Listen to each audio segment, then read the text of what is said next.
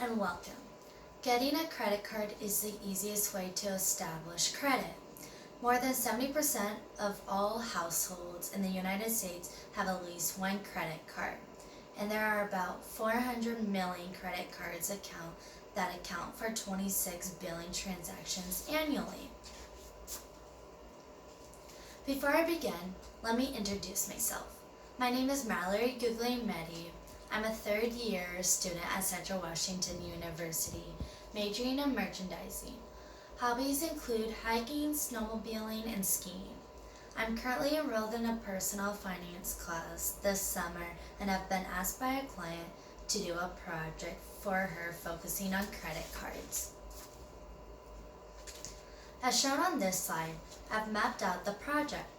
First, I needed to get some background information to understand my client's issue surrounding their financial problem. Then I developed an objective focus on using a financial study to provide a final set of recommendations to my client for eliminating credit card debt. The study would include modeling payoff plans and their impact on my client's personal finances. Then by summarizing the information, I could show in simple terms the result of my work. And finally, I would provide recommendations that will help my client begin eliminating her credit card debt. After interviewing my client, this is the background information I have gathered. Her and her significant other purchased a home a year ago. She has recently found out that her significant other has a gambling problem, which has now become an addiction. And as a result, she has learned that he has been using up to 6 credit cards to pay for his gambling addiction. Before I move on, let's step back and understand what a credit card is. Credit cards allow you to purchase products on credit. There are advantages. You don't have to carry cash. Free financing as long as you pay off your balance each month. Spending is tracked through monthly statements. There's one main disadvantage. You are able to buy things that you may not be able to afford, giving you a chance to spend beyond your means. There are 3 types of credit cards: MasterCard, Visa, and American Express. They're the most popular cards. Most places honor these cards, and there are transaction fees associated with each purchase. 2. Retail credit card. This is a credit card that can only be used at certain retail stores. Examples include Home Depot, Macy's, Shell Oil for gas. And 3 is a secured and prepaid cards. These all require you to make a deposit and are used if you either have no credit history or credit is bad. In this case of my client, all 6 credit cards fall under Category 1.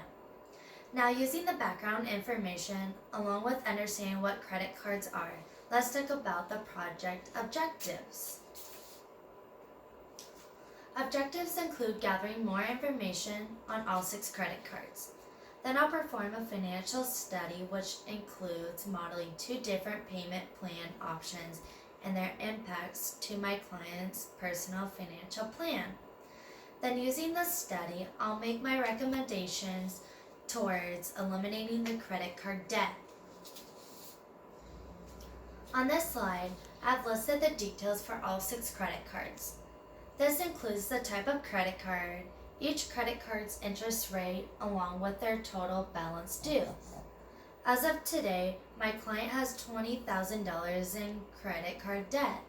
The information shown here will be used to produce my financial exam. The slideshow that follows flows of my financial exam. Using the information for the previous slide, along with the creation of general payoff schedule, I will combine all the data to estimate payoff timelines. In addition, this schedule shows several financial outcomes, including interest payment and rate outflows. So let's walk through the details of the 2 scenarios I have provided. The first slide is a snapshot of the payoff schedule if my client makes only the required minimum payments. Monthly, that would be 3% or $25, whichever is greater. You can see the $20,000 owed. I've averaged the interest rate of all 6 cards, which comes to close to 22%. This schedule also shows how long it will take for the cards to be paid off in both months and years, along with the total amount of interest paid. Then below shows each monthly payment including both interest and principal payments, along with beginning and ending balances.